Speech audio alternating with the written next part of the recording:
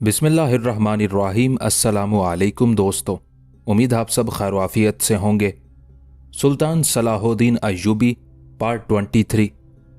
सुल्तान मलिक सालेह को नीम रजामंद पाकर सालार अंथोनी बर्क रफ्तारी के साथ सैफुद्दीन के पास मौसल पहुंचा। वो उन दोनों खौफजदा भाइयों को संभलने का मौका देना नहीं चाहता था।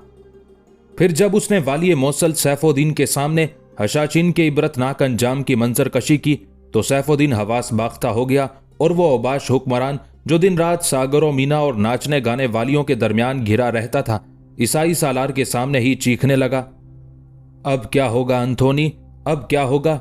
ये कहते वक्त वाली मौसल सैफुद्दीन की हालत एक खौफजदा बच्चे की सी हो गई थी।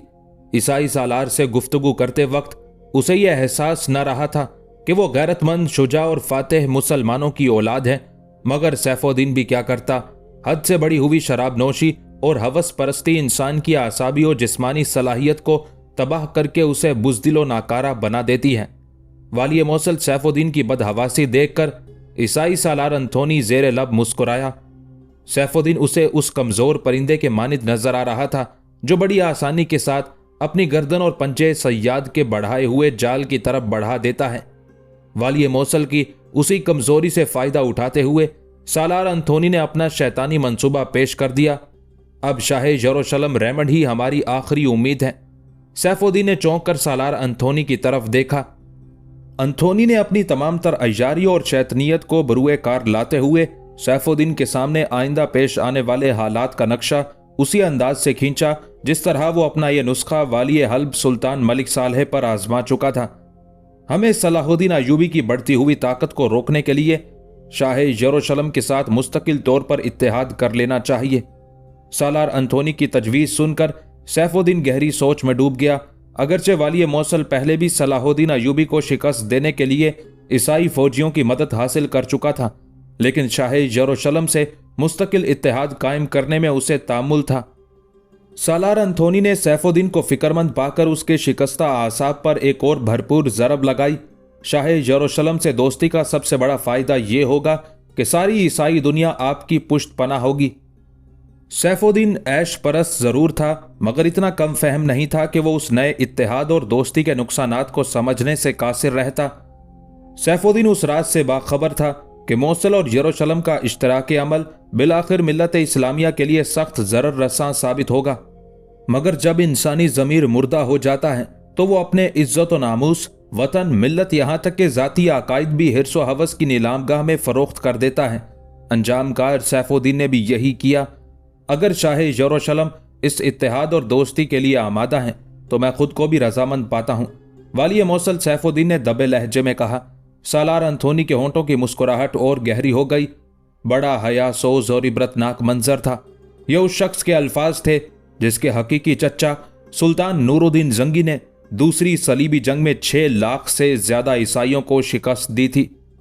इधर अपने और बेगाने मिलकर सलाहुद्दीन अय्यूबी के खिलाफ साजिशों के नए जाल बुन रहे थे और उधर मुजाहिद मिल्लत अपनी इस्लाहात में मसरूफ था। हशाशीन आदमखोरों का कला कमा करने के बाद वाली मिस्र उन बातनियों की तरफ मुतवज्जे हुआ जो अपने अकायद पर कायम थे, मगर हशाशीन की तरह फितना परवर और जाबिर सफ़ाक नहीं थे। सलाहुद्दीन अय्यूबी ने बातनियों के अमायदीन को एक खुफिया इजलास में तलब करके कहा, मैं नहीं जानता कि वाज़ेह हिदायत आने के बाद तुमने आमतुल मुस्लिमीन से जुदा होकर अपनी अलहदा सफ़े क्यों कायम की, अपने अलग मकतब, मदरसे, मिंबर और तहरीकें क्यों शुरू की। आखिर अहले ईमान ने तुम पर ऐसी कौन सी क़यामत ढाई थी कि तुम दुश्मनाने इस्लाम से जा मिले। सलाहुद्दीन अय्यूबी का लहजा इंतहाई सख्त भी था और तल्ख भी। फ़िरक़ाए बातनिया के कुछ अमीरों ने वाली मिस्र की बात का जवाब देना चाहा, मगर सलाहुद्दीन अय्यूबी ने उन्हें खामोश कर दिया। अब इन बहसो मुबाहसा का वक्त गुजर चुका है। बातनियों के अमायदीन से खिताब करते वक्त सलाहुद्दीन अय्यूबी का लहजा इंतहाई पुरजलाल और आवाज़ मामूल से ज़्यादा बुलंद थी। जब इंसान की सरिश्त में इनकार शामिल हो जाता है तो वो सब कुछ देखते हुए भी अंधा और सुनते हुए भी बहरा बन जाता है। शैतान की मिसाल हमारे सामने है। वो रोज़े अज़ल में हक़ ताला के रूबरू हाजिर था और खुली आंखों से खल्लाक़ आलम की बेपनाह कुदरत का मुशाहिदा कर रहा था। फिर भी उसने आदम को सजदा नहीं किया खुली निशानियां मौजूद होते हुए शुकूक व शुबहात के पीछे भागने वालों की मिसाल इब्लीस रजीम जैसी है। जब हक़ ताला की आखिरी किताब मुक़द्दस में यह हुक्म नाजिल हो चुका कि पैगंबर इस्लाम सल्लल्लाहु अलैहि वसल्लम तुम्हें जो कुछ अता करें वो किसी पसो पेश के ले लो और जिस काम से रोक दें उससे फौरन बाज आ जाओ, तो फिर तुम लोग किसकी तलाश में भटकते फिरते हो। मेरे सादिकुल कौल और बाअमल उलमा अपने दलाइल से इस हकीकत को साबित कर चुके हैं कि तुम लोग आमतुल मुस्लिमीन में से नहीं हो। जब मैं ताइद गैबी के सहारे आदमखोर हशाशीन की पनाहगाहों को उनके मदफन बना सकता हूं, तो मेरे लिए यह काम कहीं आसान है कि मैं तुम्हें एक कतार में खड़ा करके कत्ल भी करा सकता हूं, तुम्हारे घरों को आग लगाकर तुम्हें दरबदर भी कर सकता हूं, मगर मैं इस्लाम की सिला रहमी और रवादारी के सदके में जिंदा रहने का मौका फराहम करता हूं। मगर ये सलामती और जिंदगी चंद अहम बातों के साथ मशरूत है। यह कहकर सलाहुद्दीन अय्यूबी कुछ देर के लिए खामोश हो गया। बातनी अमायदीन के चेहरे एक अनजाने खौफ से जर्द हो रहे थे। वो नहीं जानते थे कि सलाहुद्दीन अय्यूबी उनके जिंदा रहने के लिए क्या शराइत पेश करेगा। मुख्तसर से वक्फा सकूत के बाद सलाहुद्दीन अय्यूबी दोबारा उनसे मुखातिब हुआ। शाम की सरजमीन पर कयाम करने के लिए तुम्हें गैर मुस्लिमों की तरह जिजिया अदा करना होगा और उसके बदले में हुकूमत वक्त तुम्हें सलामती जानो माल की मुकम्मल जमानत देगी। अगर इस सिलसिले में हुकूमती कारिंदों से किसी किस्म की कोताही सरजद होगी तो तुम्हें अदालत आलिया तक जाने का हक हासिल होगा। हुकूमती कारिंदों की गलती साबित हो जाने के बाद वो सजा के मुस्तहिक करार पाएंगे और तुम्हारे नुकसानात की मुकम्मल तलाफी की जाएगी।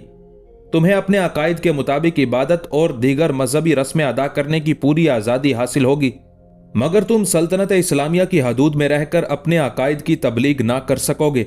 मेरे जासूस हर वक्त तुम्हारी हरकतों सकनात की निगरानी करेंगे।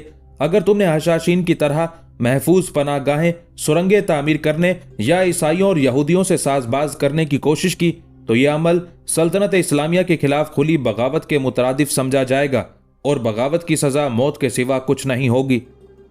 अगर तुम में से किसी फर्द या खानदान को मेरी ये शराइत मंजूर नहीं तो वह शाम की सकूनत तर्क करके अपने तमाम मालो मता के साथ किसी गैर मुस्लिम इलाके में जाकर आबाद हो सकता है। सलाहुद्दीन अय्यूबी ने इस्लामी अदलो मुसावात के तहत अपना फैसला सुना दिया था। यह एक बेहतरीन फैसला था जिसने बदअकीदा लोगों को पनाह भी बख्शी थी और उन्हें आमतुल मुस्लिमीन से अलग भी कर दिया था। जैसे ही सलाहुद्दीन अय्यूबी की तरफ से आयद करदा शराइत की तफसील खत्म हुई तो एक बातनी अमीर ने किसी कदर नागवार लहजे में कहा, क्या वाली मौसल सैफुद्दीन और वाली हल्ब सुल्तान मलिक सालेह मुसलमान नहीं है? बातनी अमीर का सवाल बज़ाहिर बहुत अजीब और हैरान कुन था, मगर सलाहुद्दीन अय्यूबी एक लम्हे में सवाल की गहराई तक पहुंच गया और उसने मुस्कुराते हुए कहा, क्या मैंने इशारतन या किनायतन उन दोनों हजरात को काफिर करार दिया? जब ये दोनों हुक्मरान आपके नजदीक मुसलमान हैं तो वाज़ेह रहना चाहिए कि सुल्तान मलिक सालेह और सैफुद्दीन ने हमें अपनी मजहबी रस्मों की आज़ादाना अदायगी की तहरीरी इजाज़त दी है।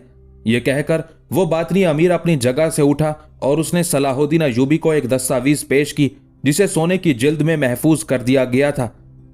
सलाहुद्दीन अय्यूबी ने उस सुनहरी दस्तावीज को खोलकर देखने की जहमत भी गवारा ना की। अब इन कागजात की कोई हैसियत नहीं। हाकिम रुखसत, हुक्म कालादम। अब मेरे और तुम्हारे दरमियान नई दस्तावीज तैयार की जाएगी जिस पर दोनों फरीक सख्ती के साथ अमल पैरा होंगे। सलाहुद्दीन अय्यूबी के उस बेनियाजाना तर्ज अमल पर तमाम बातनी अमायदीन के चेहरे उतर गए। अगरचे वो नौश्ताए दीवार पड़ चुके थे, लेकिन फिर भी उन्होंने वालिया मिस्र की खिदमत में आखिरी दरख्वास्त पेश करते हुए कहा, दारुल अमल की इमारत हमारे हवाले कर दी जाए। बातनी अमायदीन की दरख्वास्त सुनकर सलाहुद्दीन अय्यूबी मुस्कुराया। इस ख्वाहिश का तो एक ही मफहूम है कि तुम्हारे और हशाशीन के दरमियान गहरे रवाबित थे। वाली मिस्र की उस गिरफ्त पर बातनी अमायदीन घबरा गए। फिर कोई नया मुतालबा किए बगैर वो इंतहाई शिकस्ता हालत में उस मजलिस खास से उठकर चले गए कि अब इसी में उन लोगों की आफियत थी। ये सलाहुद्दीन अय्यूबी की अजीमुशान कामयाबी थी कि उसने शाम के अहले ईमान को हशाशीन आदम खोरों से निजात दिलाई थी।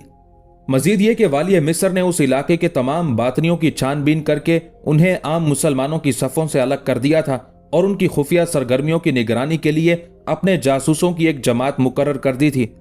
फिर वाली मिस्र ने दारुल अमल की पूरी इमारत को 3 बार पानी से पाक कराया, जमीन 2 सुरंग बंद की, दारुल अमल का नाम बदलकर दारुल इल्म रखा और शाम के मशहूर आलिम अब्दुल रहमान बिन साद की इमामत में नमाज शुक्र अदा की और उन्हीं को मौली में आला मुकर्रर किया। सलाहुद्दीन अय्यूबी को मिस्र से निकले हुए कई माह हो चुके थे। उसने फौरी तौर पर अपने हकीकी भांजे फर्रुख शाह को यमन से तलब किया, जो उसके बड़े भाई तुरान शाह शम्सुद्दौला का नायब था। फर्रुख शाह एक बाकिरदार और शुजा नौजवान था, जो सलीबियों के साथ कई मार्कों में कारहाय नुमाया अंजाम दे चुका था। सलाहुद्दीन अय्यूबी ने फर्रुख शाह को शाम का हाकिम मुकर्रर किया और मिस्र वापस चला गया। सालार अंथोनी सलाहुद्दीन अय्यूबी के खिलाफ मुसलसल रेशा दवानियों में मसरूफ था। वाली हल्ब सुल्तान मलिक सालेह और हाकिम मौसल से मुलाकातें करने के बाद अंथोनी शाह रेमंड के पास यरूशलेम पहुंचा। पहले उसने हशाशीन की तबाही और बर्बादी की तफसीली खबर दी और फिर नए इत्तेहाद की नवीद सुनाई। अय्यार रेमंड कुछ देर तक शेखुल जिबाल और उसके आदमखोरों की मौत पर अफसोस का इजहार करता रहा। हाय हमारे कैसे अजीम व मुखलिस दोस्त थे, हम सब पर मुकद्दस बाप और बेटे की रहमतें नाजिल हों। उस रियाकाराना ताजियत के बाद उसने मुस्कुराते हुए सालार अंथोनी की तरफ देखा। सुल्तान मलिक सालेह और सैफुद्दीन को इस नए दोस्ताना इत्तेहाद की भरपूर कीमत अदा करनी होगी। मैं उन दोनों की शिकस्ता हालत का खूब मुशाहिदा कर चुका हूं। जवाब में अंथोनी के होंठों पर भी इंतहाई फरेब काराना मुस्कुराहट उभर आई। मैं जब मौसल और हल्ब से रुखसत हुआ था तो उन दोनों की टांगें कांप रही थी। शाही यरूशलेम का इशारा पाते ही वो घुटने टेक देंगे। घुटने टेकने के बाद तो सजदा करने की रस्म ही बाकी रह जाती है। सालार अंथोनी की बात सुनकर शाह यरूशलेम रेमंड बहुत देर तक हंसता रहा। फिर उसने इस शर्त पर इत्तेहादे सलासा की मंजूरी दे दी कि दमिश्क का पूरा इलाका उसके हवाले कर दिया जाए। शाह यरूशलेम से मुलाकात करने के बाद सालार अंथोनी तेज रफ्तारी के साथ दोबारा मौसल पहुंचा और सैफुद्दीन के सामने रेमंड की शर्त दोहराई। सैफुद्दीन कुछ देर तक पसो पेश से काम लेता रहा, मगर उसके अय्याश उमारा ने, जो इंतहाई दर्जे के नाकारा और बुज़दिल थे, साहिब मौसल को यही मशवरा दिया कि बिला ताखिर शाह यरूशलेम की शर्त मान ली जाए और उसके साथ ये जवाज भी पेश किया कि दमिश्क पर सलीबियों का कब्जा हो जाने से मौसल की सलामती पर कोई असर नहीं पड़ता। आखिर सैफुद्दीन ने अपनी जमीन के एक टुकड़े को बचाने के लिए शाह यरूशलेम के हाथ दमिश्क का सौदा कर लिया। फिर जब यह खबर सुल्तान मलिक सालेह तक पहुंची तो वह खुद मौसल आकर सैफुद्दीन से मिला और उस मुआहिदे पर अपनी गहरी तशवीश का इजहार किया। वाली मौसल ने बहुत जल्द अपनी चर्ब जबानी से ना तजर्बाकार सुल्तान मलिक सालेह को शीशे में उतार लिया।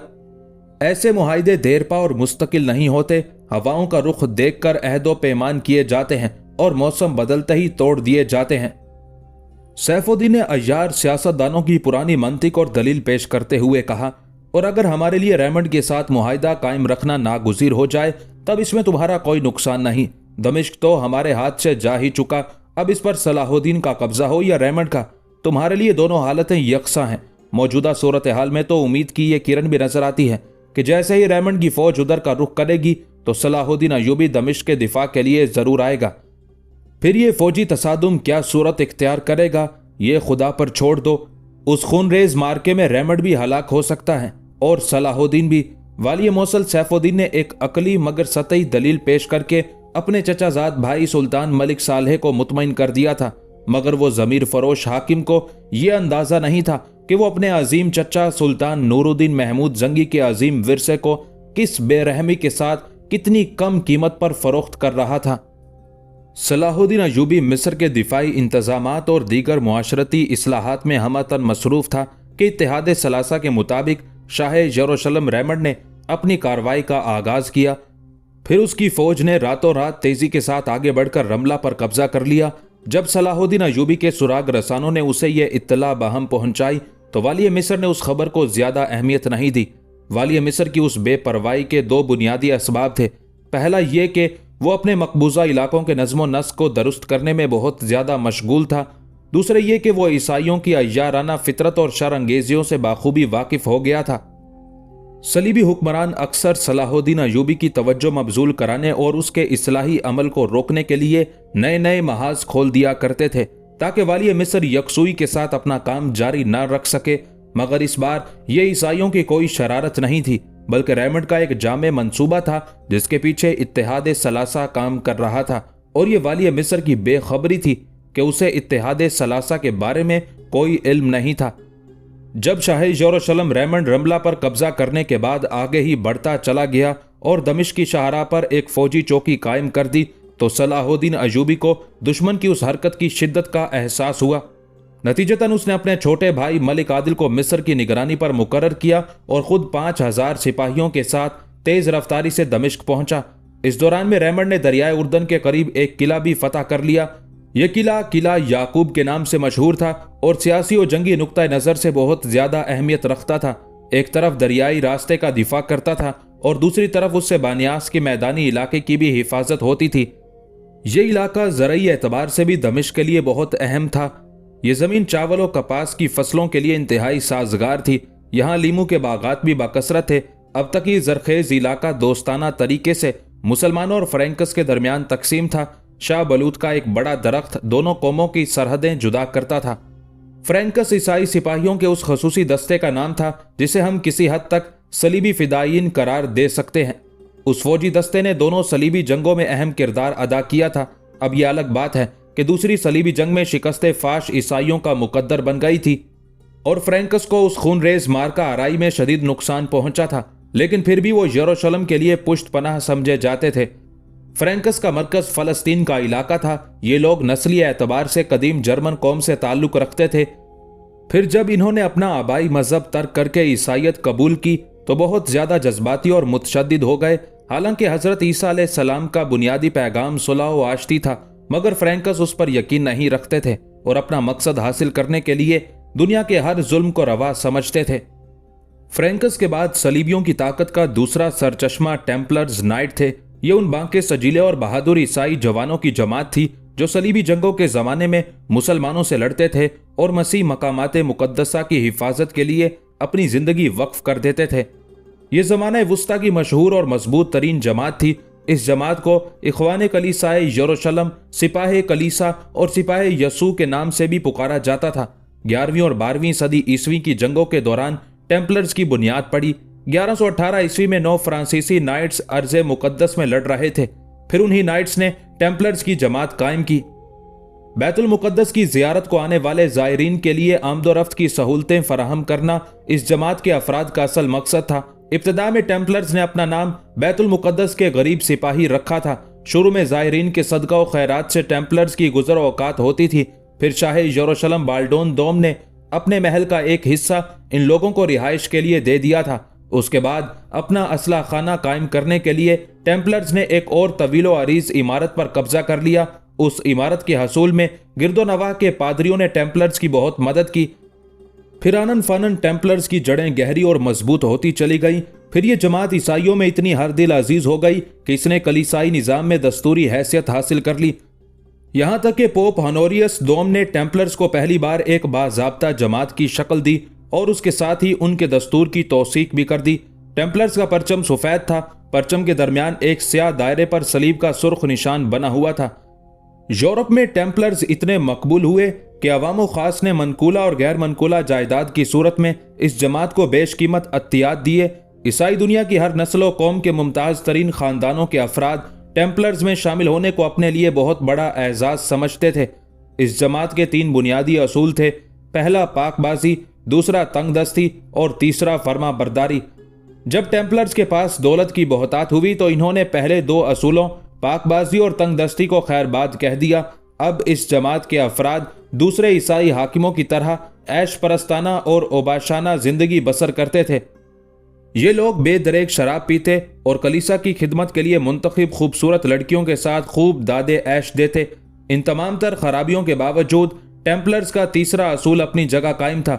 मजहबी जंग के हवाले से वो कलीसा की खातिर अपनी जान देने के लिए हर वक्त तैयार रहते थे। जब सलाहुद्दीन अय्यूबी दमिश्क पहुंचा तो उसके सुराग रसानों ने इत्तला दी कि शाह यरूशलेम के इशारे पर फ्रैंकस ने वो शाह बलूत का दरख्त काट दिया है जो इस्लामी और ईसाई रियासत की सरहद की निशानदही करता था। वाली मिस्र ने फौरी तौर पर इस पैगाम के साथ अपने सफीर को रेमंड के पास भेजा। मुसलमानों और ईसाइयों के दरमियान बरसों से तयशुदा सरहद को आखिर किस लिए मिसमार किया गया है? मेरा मुखलिसाना मशवरा है कि शाह यरूशलेम ऐसे इकदामात से गुरेज करें जो मुसलमानों की दिल आजारी का सबब बने। रेमंड ने सलाहुद्दीन अय्यूबी का खत पढ़कर एक कहकहा लगाया जिससे इंतहाई तहकीर का रंग झलक रहा था। फिर शाह यरूशलेम ने वाली मिस्र के खत का 2 सतरी जवाब तहरीर कर दिया जिससे शदीद रऊनत और तकब्बुर का रंग झलक रहा था। बाइख्तियार लोग अपने कामों में किसी की मुदाखलत पसंद नहीं करते। हम जो कुछ कर रहे हैं वही हमारे मफाद में है। रेमंड का जवाब पढ़कर सलाहुद्दीन अय्यूबी ने सब्र व तहम्मुल का मुजाहरा करते हुए दूसरा खत तहरीर किया। अगर शाह यरूशलेम को माली मनफात दरकार है तो मैं पिछले मुआहदे को बरकरार रखने के लिए 10 से 20 हजार दिनार तक की रकम पेश कर सकता हूं, ताकि दोनों रियासतों की खेतियां और चरागाहें सरसब्जो शादाब रहें। रेमंड ने सलाहुद्दीन अय्यूबी के उस खत का जवाब भी निहायत जिल्लत आमेज अंदाज में देते हुए लिखा, यह पूरा इलाका ईसाइयों की मौरूसी मिल्कियत का दर्जा रखता है। अगर तुम रजाकाराना तौर पर अपने दावे से दस्तबरदार हो जाओ तो ये तुम्हारे हक में ज्यादा बेहतर है। निगरान शाह यरूशलेम रेमंड जानबूझकर सलाहुद्दीन अय्यूबी को इश्तियाल दिलाने की कोशिश कर रहा था, ताकि वाली मिस्र गुस्से में आ जाए और दमिश्क के महाज पर जंग छिड़ जाए। हालांकि शाह यरूशलेम चंद माह पहले भी सलाहुद्दीन अय्यूबी से पंजा आजमाई कर चुका था। यह उस वक्त का वाकया था जब सुल्तान मलिक सालेह ने कई लाख दिनार देकर रेमंड की खिदमात खरीदी थी, ताकि शाह यरूशलेम सलाहुद्दीन अय्यूबी को दमिश्क का मुहासरा उठाने पर मजबूर कर दे। मगर हमा के मार्के में वाली मिस्र ने रेमंड को जिल्लत आमेज शिकस्त से दो चार किया था। शाह यरूशलेम के पेश नजर इस छेड़छाड़ के दो मकासद थे। एक तरफ वो दमिश्क के पूरे इलाके पर कब्जा करने का ख्वाहिशमंद था और दूसरी तरफ हमा की शिकस्त का बदला लेकर उस इलाके में अपनी अस्करी कुव्वत की साख भी बहाल करना चाहता था। इस बार रेमंड को यकीन कामिल था कि वो सलाहुद्दीन अय्यूबी पर गलबा हासिल कर लेगा, और यकीन की बुनियादी वजह यह थी कि दो इस्लामी रियासतों की फौजी कुव्वत भी उसकी पुश्त पर थी।